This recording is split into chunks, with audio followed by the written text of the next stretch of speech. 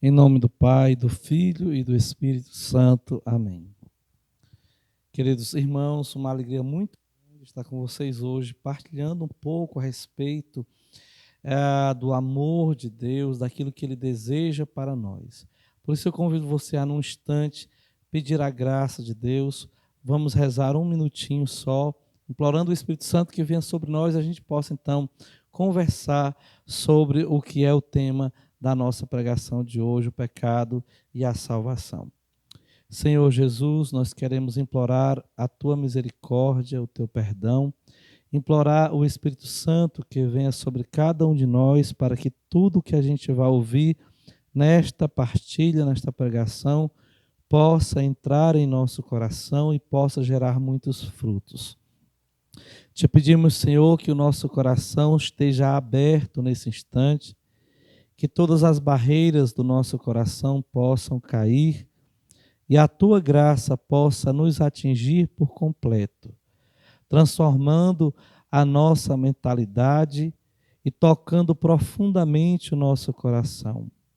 Vem Espírito Santo sobre todos nós neste momento e realiza uma nova obra, uma obra de convencimento a respeito do Teu amor, do amor de Deus e também da condição em que nós nos encontramos muitas vezes afastado de Ti e sofrendo por causa do nosso pecado. Dai-nos a graça, Senhor, de neste momento ir experimentando a Tua salvação, que nos dá a alegria perfeita. Em nome do Pai, do Filho e do Espírito Santo. Amém.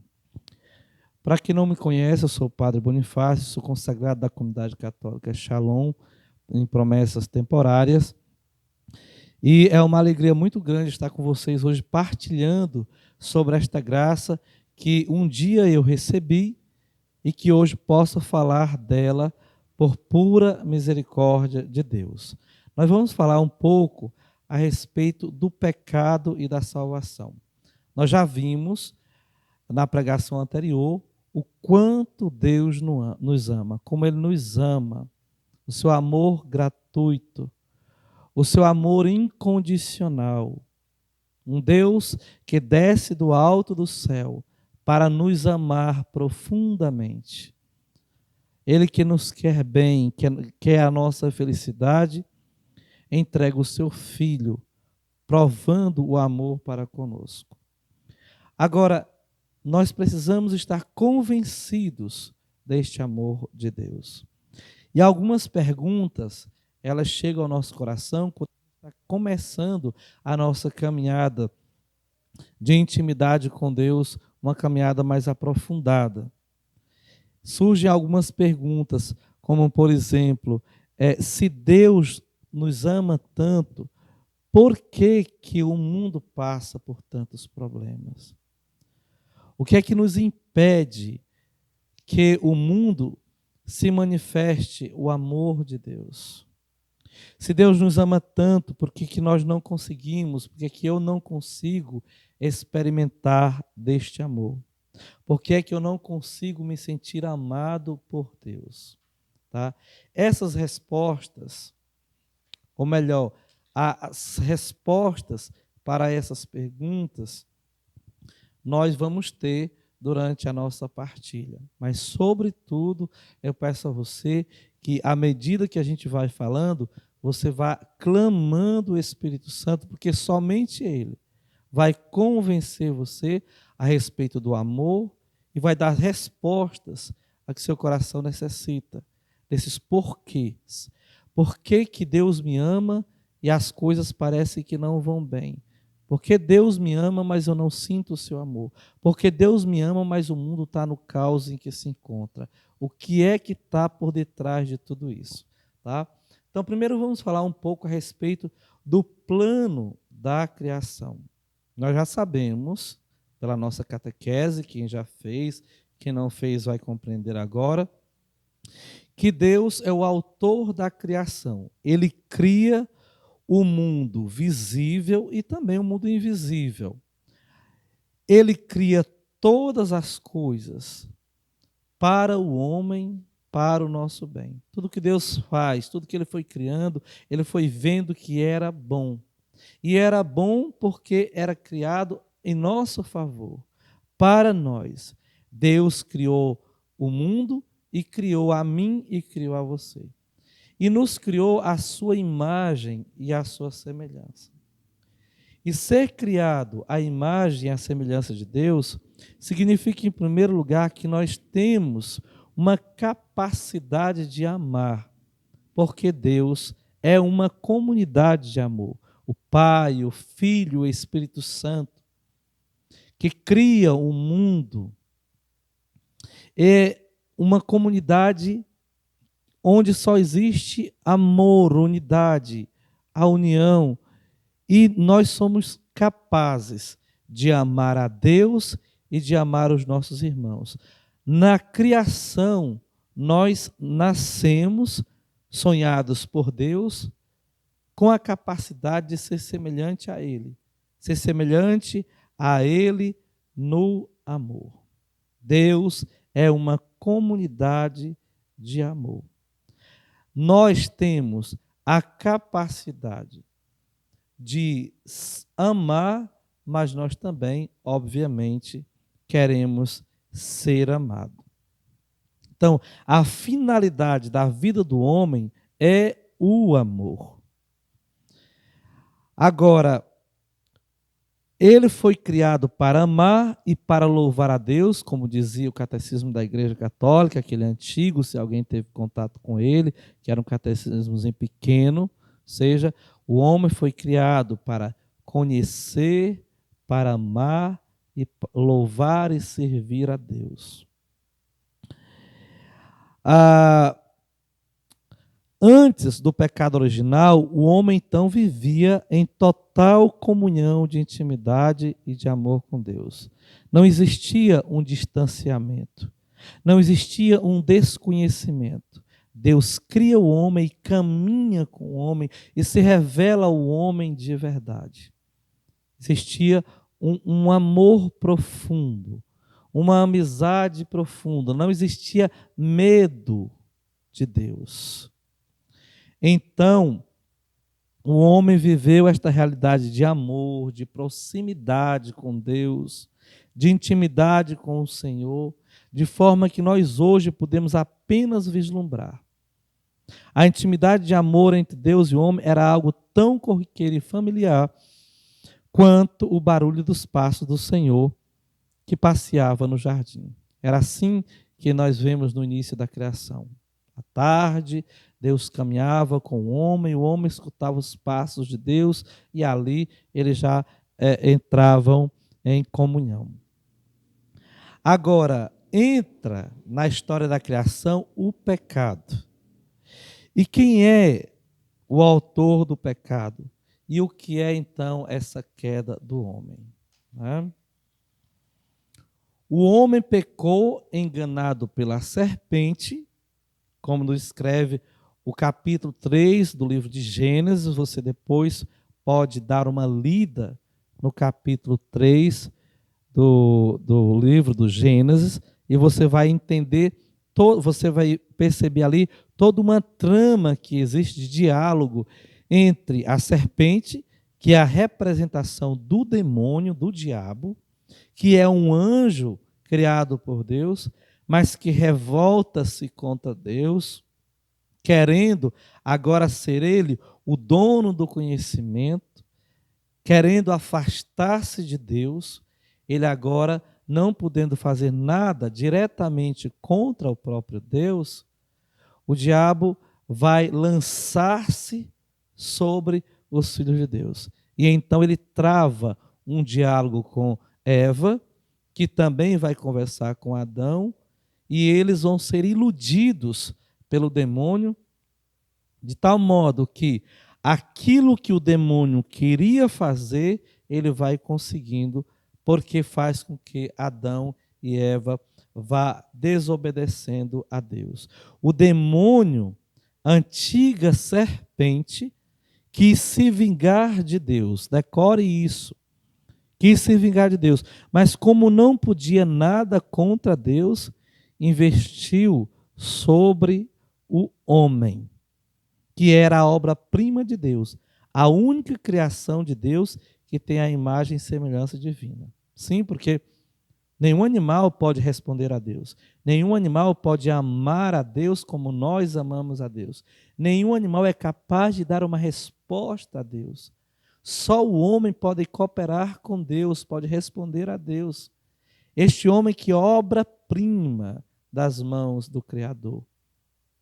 A este homem, o diabo vai tentar ali realizar um diálogo, manter um diálogo com este homem, e o homem vai sendo iludido, ludibriado pelas palavras bonitas, mas enganosas de Satanás. É assim, meus irmãos, que ele faz conosco até os dias de hoje, mas nós temos um trunfo agora. Não é mais como antigamente, e a gente vai ver mais adiante.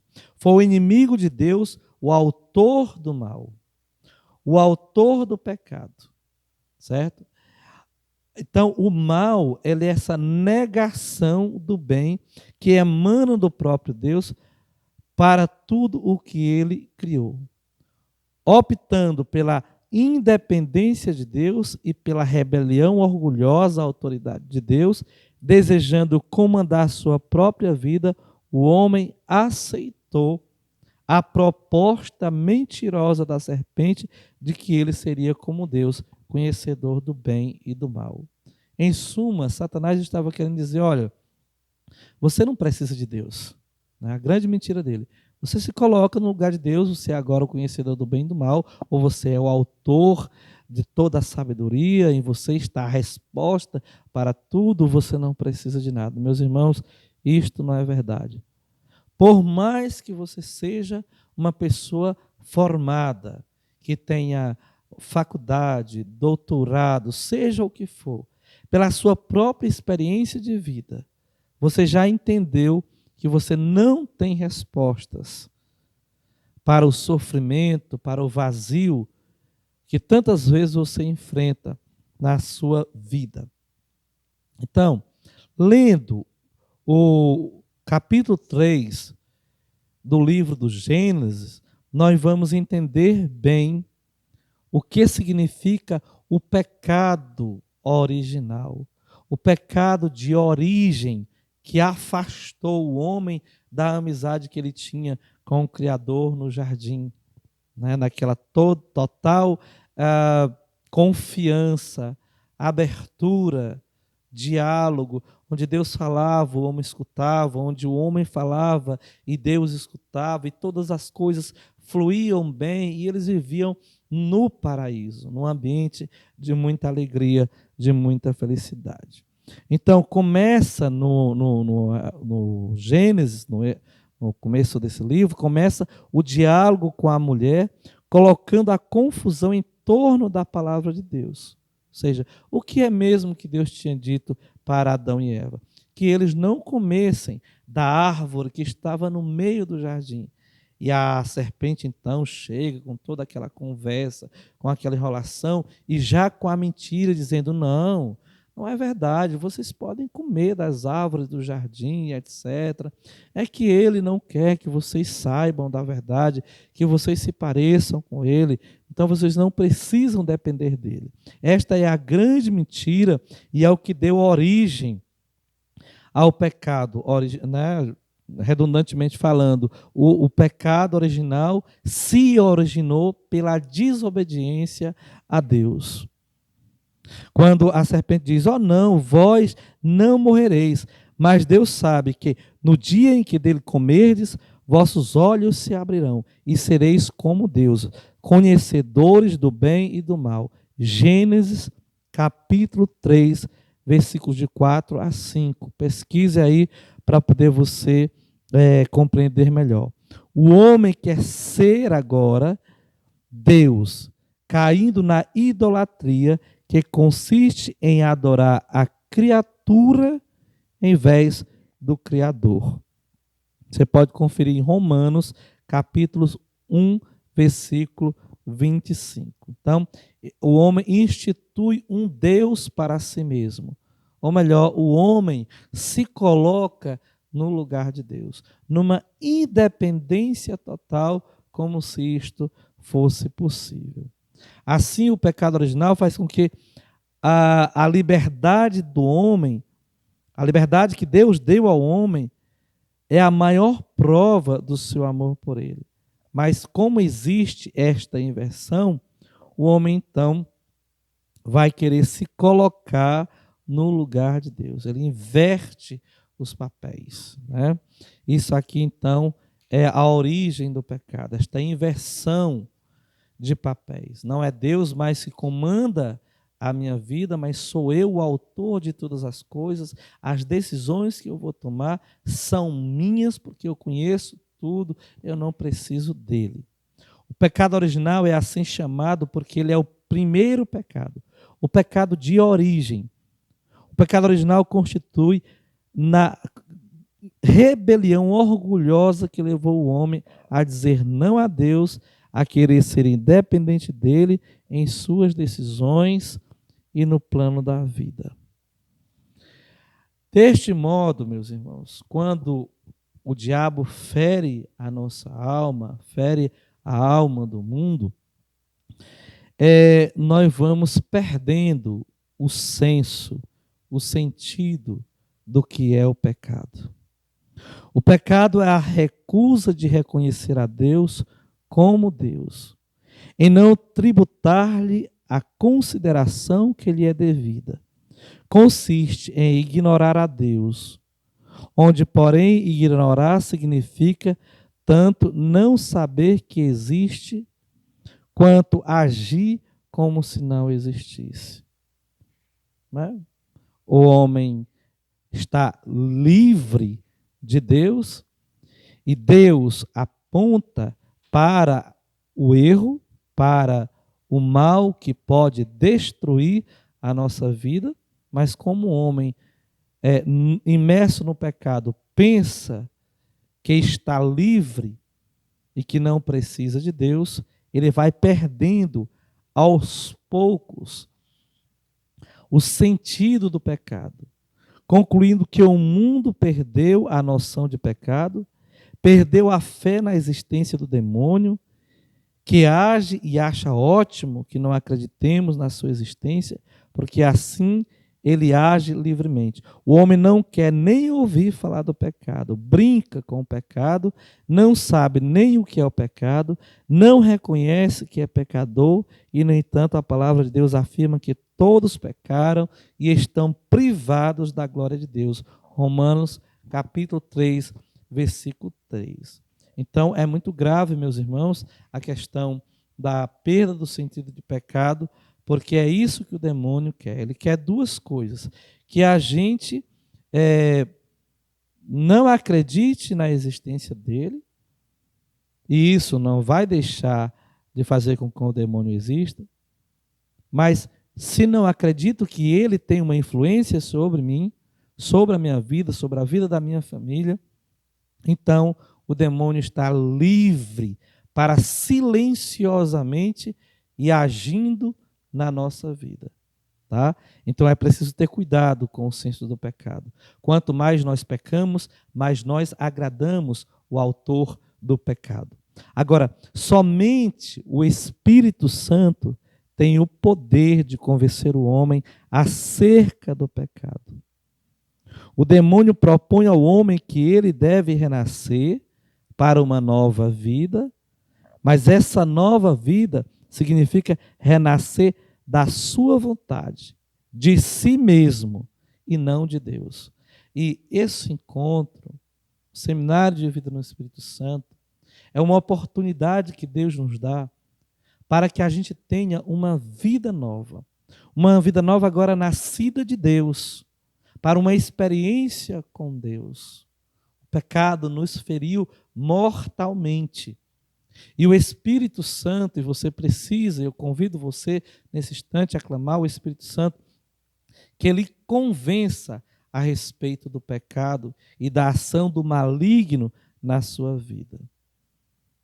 Nós temos que rezar muito, pedir a Deus que ele nos convença, né? Que ele envie o Espírito Santo sobre nós, que nos convença de que o pecado existe e o pai dele é o demônio, e o demônio quer que a gente viva como se Deus não existisse, como se o próprio diabo não existisse e também não tivesse influência na nossa vida. Então, o que é mesmo que nos impede de experimentar o amor de Deus? O que é que nos impede, o que é que impede que o nosso mundo se manifeste o amor de Deus? Por que é que nós não sentimos o seu amor? Respondendo às perguntas do começo. Justamente por isso, por causa do pecado. Amar a Deus precisa de um coração livre. O mundo se ajeitaria se não pecasse. Eu e você, se temos dificuldade de sentir o amor, precisamos fazer um exame de consciência, uma boa confissão sacramental, confessar os nossos pecados, sim, porque o pecado é que se coloca no meio da criação, que faz com que o mundo viva este caos. O pecado, ele age em nós de tal modo que a gente fica impedido de ter fé e de sentir o amor que Deus tem por nós. Então, o que é que acontece depois desta traição do homem iludido pelo demônio? Deus se vinga do homem. E qual é a vingança que Deus tem para conosco? A vingança é a seguinte: nós, sem gratidão, pecamos contra Deus. Nós, e quando eu falo nós aqui, eu estou falando do gênero humano, né? Ali dessa herança que a gente recebeu pelo pecado de Adão e Eva, o pecado original. Deus se vinga, entre aspas, do homem, prometendo o Salvador. E é então que em Jesus nós vamos reatar esta amizade que um dia nós perdemos com Deus. Aquele homem que vivia uma intimidade perfeita com Deus, peca, fica desprotegido da graça de Deus, perde a filiação com Ele, se esconde por medo de Deus, e esta é uma outra consequência do pecado. Toda vez que nós pecamos, a nossa reação é ser dominado por um orgulho. O próprio Satanás faz isso conosco, mostra a nossa incoerência, nos humilha e diz: veja, você não é de Deus, você não tem oportunidade mais, você é uma hipócrita, deixe de rezar, pare de rezar, se esconda de Deus. Foi isso que aconteceu já lá em Gênesis com Adão e Eva. Mas Deus então promete para nós um Salvador. E o Salvador aqui é Jesus. Ele tem um nome, ele é uma pessoa. Ele não vem trazer para nós só uma espécie de paz, um controle mental, uma calmaria, uma ataraxia, como dizem os filósofos, de modo que a gente fique assim, passivo, sem nada a fazer. Não. Deus envia para nós o Salvador. Ele toma uma iniciativa contra o mal. Por amor a nós. Deus nos criou por amor e também por amor Deus nos salvou. E como é que ele fez isso? Ele fez isso enviando Jesus, o Salvador do mundo. Há uma solução para o mundo e para cada homem. Chama-se Jesus, cujo nome significa Javé salvo. Leia João capítulo 3, versículos 16 a 17. O homem é salvo pela morte e ressurreição de Jesus. No Antigo Testamento, meus queridos irmãos e irmãs, nós vemos, e vocês vão estudar isso depois, o holocausto. Lá, para que o homem se sentisse perdoado por Deus, um dos sacrifícios que se fazia era matar cordeiros e bodes, jogar o pecado sobre ele e assim ter aquela sensação de que estava perdoado. Pois Deus envia do céu o Cordeiro imolado, Jesus, o seu Filho. Ele dá de presente o seu grande tesouro, o seu Filho único para nos salvar. Tamanha é a grandeza da nossa alma e tamanho é o amor de Deus para conosco. Nenhum sacrifício do Antigo Testamento, de mortes de bodes e de cordeiros, de touros, nenhum deles é capaz de reatar a nossa amizade com Deus, certo? Agora, ele envia aquele que pode reatar. Jesus vem, se encarna no seio da Virgem Maria, se torna igual a nós em tudo, exceto no pecado, e quando morre na cruz, ressuscita, volta para o céu, e para o céu ele leva a nossa humanidade. De tal modo que o Pai agora nos ama, olhando para o seu Filho único que é Jesus. Nós nos tornamos filhos de Deus pelo batismo, e de fato nós o somos, mas nós não podemos esquecer. Nós não somos dignos do amor de Deus, porque Deus é todo puro, é todo santo. E graça e pecado não se misturam. De modo que a salvação foi Jesus ter vindo até nós, assumido toda a nossa natureza e levado para o céu esta natureza humana, através da qual Deus olha para nós. Olha Jesus e em Jesus vê a mim e vê você. Com todas as nossas dores, com todos os nossos sofrimentos, Ele agora nos resgata, dá o seu sangue. Nós que éramos escravos do pecado, agora somos resgatados pelo sangue do Cordeiro.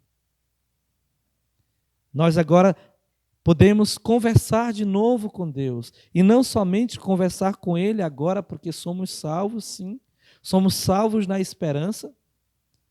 Nós agora temos o céu aberto para nós. Graças a nosso Senhor Jesus Cristo, ao Filho de Deus que foi enviado para nós. Amados irmãos e irmãs, resumindo um pouco aquilo que nós vimos. Deus cria o mundo. Cria o mundo todo e nos dá.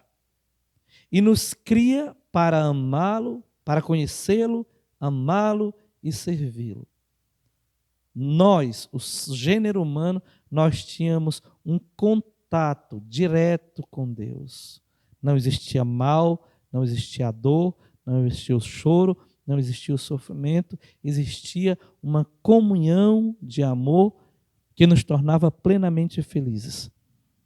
O homem, então, se entreteu com o demônio, conversou com ele, e o demônio engana o homem, fazendo com que o homem pensasse que podia agora ser independente de Deus, conhecedor e fazedor do bem e do mal.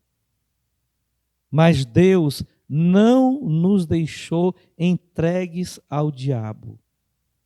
Envia com uma perfeita vingança, entre aspas, vingança, um Salvador. Promete e cumpre a sua promessa. Envia Jesus, o seu grande tesouro, e Jesus nos toma e nos devolve ao Pai.